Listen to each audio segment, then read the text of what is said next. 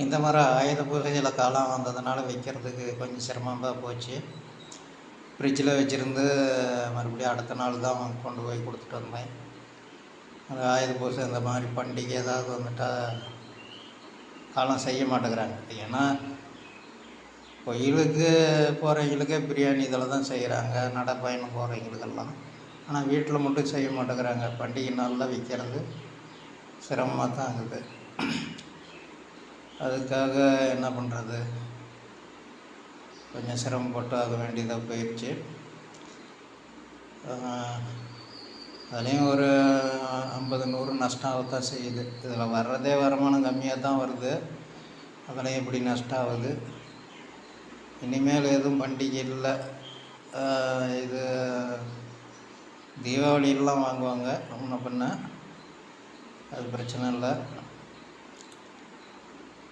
பார்க்கலாம். இன்றைக்கி எப்படியும் ஒரு 1/2 கிலோ பக்கம் வரும். நன்றி.